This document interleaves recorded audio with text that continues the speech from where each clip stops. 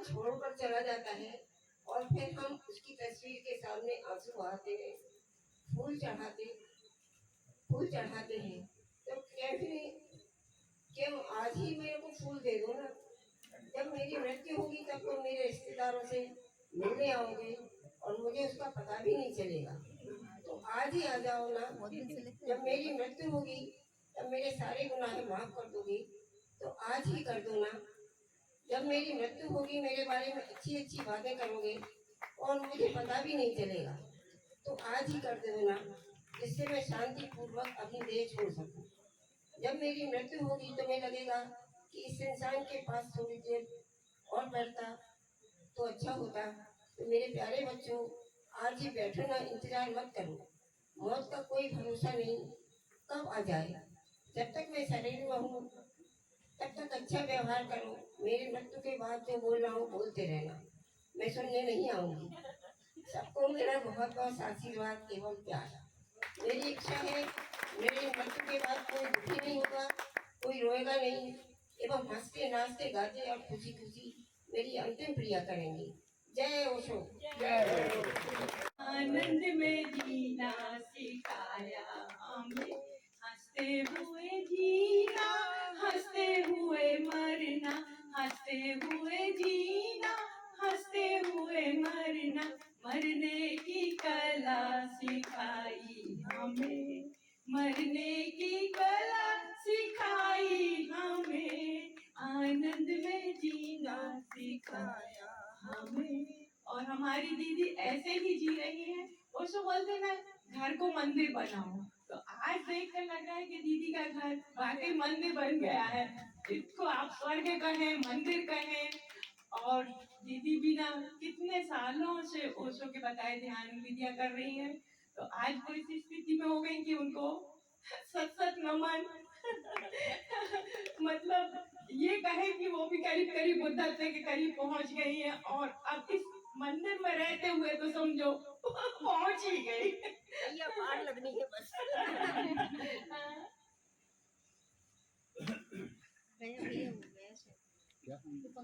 प्यारी दीदी का जन्मदिन, प्यारी दीदी का जन्मदिन आज मनाए हम सब मिलकर, नाच गाए हम उत्सव मनाए, जन्मदिन है दीदी का आज, कितनी प्यारी है दीदी हमारी, सिखाती हमें सहज जीना, अपनी माँ से लगे सबको, ममता की वो तो मूरत है, प्यारे ओशो से सब मिल आज, मांगे दुआ उनके लिए आज, स्वस्थ रखना तू उनको सदा, देना आशीष सतायु के प्रभु, प्यारी दीदी के चरणों में चेतना के प्रणाम,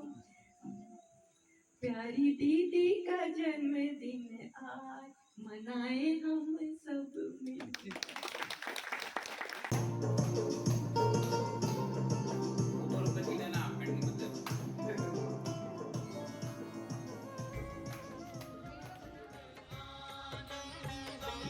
आज आनंद आनंद आनंदम, आज आनंद आनंद आनंदम, आज आनंद आनंद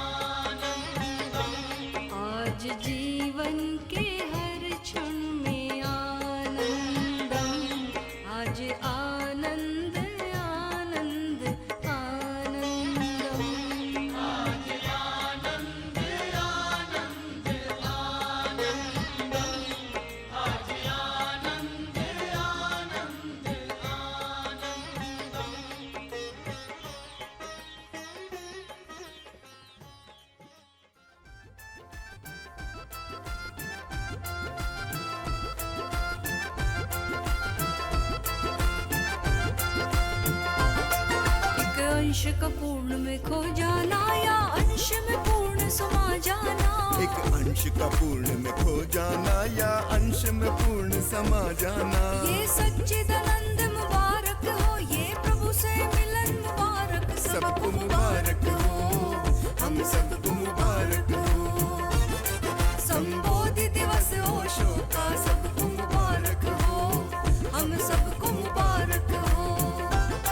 संबोधि दिवस ओशो का सबको मुबारक हो, हम सबको मुबारक हो, हम सबको मुबारक हो।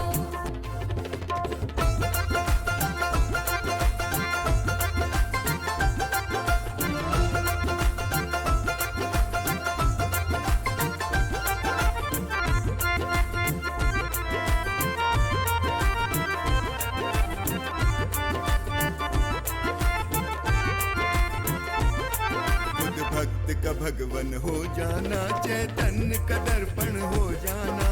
भक्त का भगवन हो जाना, चैतन्य का दर्पण हो जाना। अद्वैत का बोध मुबारक हो, ये ज्ञान की ज्योत मुबारक, सबको मुबारक हो, हम सबको मुबारक हो। संबोधि दिवस ओशो का सबको मुबारक हो, हम सबको मुबारक हो। संबोधि दिवस ओशो का सबको मुबारक हो, हम सबको मुबारक हो। संबोधि दिवस ओशो का सबको मुबारक हो, हम सबको मुबारक हो। संबोधि दिवस ओशो का सबको मुबारक हो, हम सबको मुबारक हो। हम सबको मुबारक हो। सदगुरु कबीर ने पहली बार मृत्यु का उत्सव मनाना सिखाया। सदगुरु ओशो ने उसी परंपरा को जारी रखा। इस बात को ताकि हम अपने भीतर गहराई से ले सकें। आज कोई दूसरा विदा हुआ है, कल हम स्वयं विदा होंगे।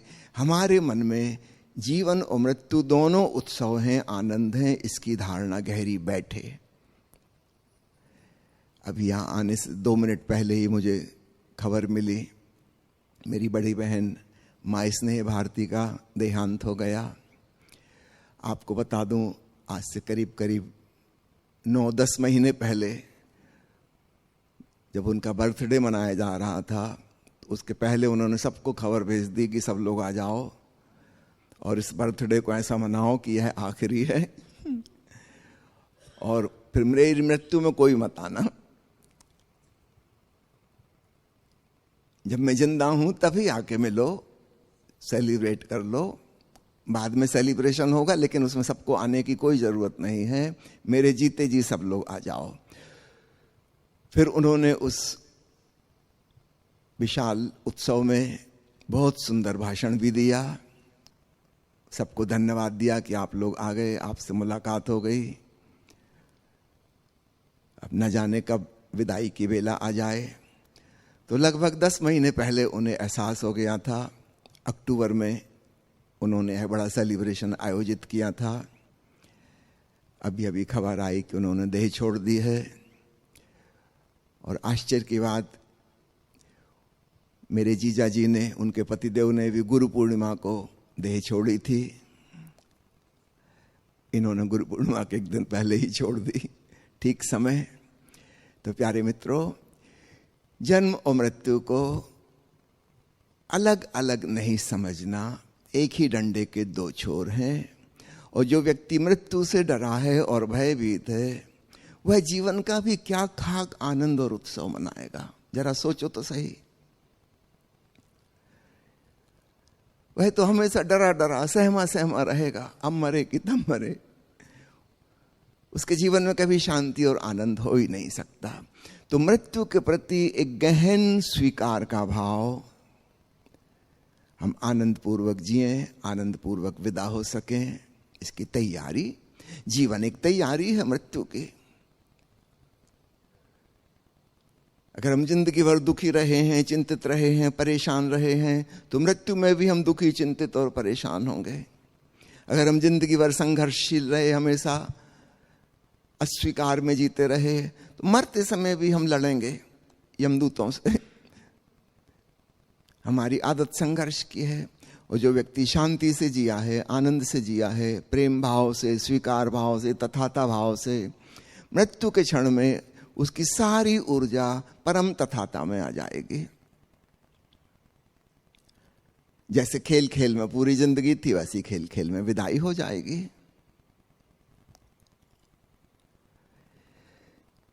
गंभीरता जैसी कोई चीज हो ही नहीं सकती। सब खेल है, एक गैर गंभीर खेल। जीवन को उसकी परिपूर्णता में हम देखना सीखें। और दूसरों की मृत्यु का जब हम उत्सव मनाते हैं तो कहीं ना कहीं हमारे भीतर एक संस्कार पड़ रहा है, अपने जाने की तैयारी का भी हम इंतजाम कर रहे हैं। फिर हम भी सेलिब्रेट करते हुए आनंद पूर्वक विदा हो सकेंगे। हर सन्यासी के संग ऐसा ही होना चाहिए। ओशो ने कहा है, जो भी मुझसे जुड़ गए हैं, साधना के मार्ग पर चलने लगे हैं, उनमें से अधिकांश लोग का यह आखिरी जीवन होगा।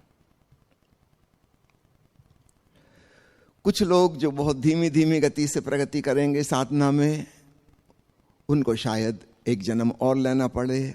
और जो बहुत ही आलसी हैं, उनको शायद 3 जन्म, पर 3 जन्म से ज्यादा किसी को भी नहीं लगेंगे। 3 जन्म में सबका छुटकारा हो ही जाना है, चाहे हम बिल्कुल धीमी गति से चल रहे हों तो भी 3 जन्म पर्याप्त होते हैं। एक बार ओशो से हम जुड़ गए, शिष्य भाव हमारे भीतर आ गया, साधना पथ पर हमने कदम उठा दिए, मार्ग हमने सही पकड़ लिया। अब ये बात अलग, हम कितनी देर में पहुंचते हैं। कोई तीव्र गति से पहुंच जाएगा, कोई थोड़ा धीमे, पर रास्ता हमारा सही है। मंजिल पर, मोक्ष पर, निर्वाण पर, कैवल्य पर पहुंचेगा ही पहुंचेगा। एक और बहुत महत्वपूर्ण बात मृत्यु के संबंध में वह यह है कि जीवन में तो चीजें बिखरी बिखरी रहती हैं 70-80 साल। मृत्यु का क्षण बहुत छोटा होता है, उसमें सब कुछ सघन और कंडेंस्ड हो जाता है। 80 साल में जो फैला था वो अचानक घनीभूत होकर 1 सेकंड में प्रकट हो गया। तो जिंदगी भर में हमने जो चाहा है वह भी इकट्ठा हो जाता है। एक आदमी धन ही धन के पीछे दीवाना था, और पैसा का पागलपन सवार था। मरते क्षण में उसका लोभ, उसके लालच संघनित हो जाएगी, और इस लोभ का बीज लेकर वो अगली जन्म की यात्रा पर निकल जाएगा। कोई आदमी क्रोधी था, महाक्रोधी, हर छोटी छोटी बात पर झुंझला जाता था। मृत्यु के क्षण में उसका क्रोध सघन हो जाएगा, और वह क्रोध का बीज लेकर, संस्कार लेकर अगले जन्म की यात्रा पर जाएगा। अगला जन्म में उसका शुरुआत ही क्रोध से होगा। आपने देखा होगा कुछ छोटे छोटे बच्चे, वो पैदाइश ही महागुस्सैल हैं, तोड़फोड़वादी, आतंकवादी। जहां उनके हाथ पैर चलने लगे 1.5 साल में आतंकवाद प्रकट हो जाता है। अभी किसी ने कुछ सिखाया नहीं है, वो अपने पिछले जन्म से लेके आए हैं। कोई बच्चा शांत पैदा होता है, कोई बच्चा प्रसन्न चित्त पैदा होता है, और जिंदगी भर की कहानी उनकी छोटे में वहीं झलक दिख जाती है। तो जन्मों जन्मों की इस यात्रा में इस बात को खूब समझना, जिस व्यक्ति ने जिंदगी भर होश की, प्रेम की, तथाता भाव की, स्वीकार की साधना की है, क्लाइमैक्स बिंदु आएगा और यही सब सद्गुण संघनित हो जाएंगे और उस व्यक्ति का मोक्ष हो जाएगा। जिंदगी भर वह निष्काम होने की साधना कर रहा था, माना कि नहीं सध पाया। जिंदगी भर फलाकांक्षा रहित होने की कोशिश कर रहा था, लेकिन बात बिखरी बिखरी थी, लेकिन कोशिश जारी थी। अंत में वह बात एकदम घंटेष्ट रूप से प्रकट हो जाएगी, और इसीलिए मृत्यु का क्षण साधक के लिए महापरिनिर्वाण का क्षण हो जाएगा।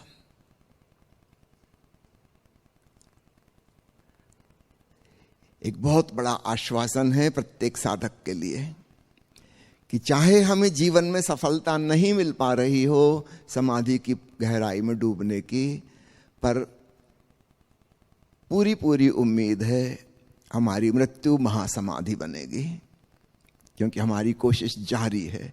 जारी है, जारी है। एक वैज्ञानिक ने जब पहली बार एक बड़ा लेंस बनाया था, उसने अपने कमरे की खिड़की पर लेंस लगाया। वो खिड़की की साइज का था, करीब 4 फुट जगह घेरने वाला बड़ा लेंस। जब अगले दिन जब सूरज निकला और उसकी किरणें एक बिंदु पर फोकस हुई, वहां पर स्टील की चम्मच रखने से पिघल गई। स्टील को पिघलने के लिए कितना टेम्परेचर चाहिए? हमें अनुमान भी नहीं लगता कि 4 फुट एरिया में जो धूप की किरणें सिर्फ कुनकुनी सी प्रतीत होती हैं, वो अगर 1 इंच स्थान पर इकट्ठी हो जाएं तो स्टील पिघला देंगी। इतनी गर्मी पैदा हो सकती है। इस उपमा से समझना कि साधक के जीवन में क्या होता है। उसकी साधना अपने परम शिखर पर पहुंच जाती है। हर व्यक्ति के संग वही होता है। उसकी जिंदगी भर की कहानी एक बिंदु पर केंद्रित हो जाती है। इसलिए ओशो का यह वचन कि मेरे अधिकांश सन्यासियों का यह अंतिम जीवन है, वे महापरिनिर्वाण को उपलब्ध होंगे। कुछ लोग जो छूट जाएंगे, जो थोड़े कुनकुने थे, ज्यादा से ज्यादा 1 जन्म या 2 जन्म और लगेंगे, इससे ज्यादा संभव नहीं। हम जिस राह पर चल पड़े हैं उस मंजिल पर हमें पहुंचना ही है। इसलिए बहुत आनंद और उत्सव भाव से चलो हम उत्सव मनाते हैं। माँ स्नेह भारती जी को विदा देते हैं और अपने आने वाली मृत्यु जो कभी न कभी होगी, उसके प्रति भी हम एक स्वीकार भाव और उत्सव भाव को अपनाते हैं। जय ओशो, जय ओशो, जय ओशो।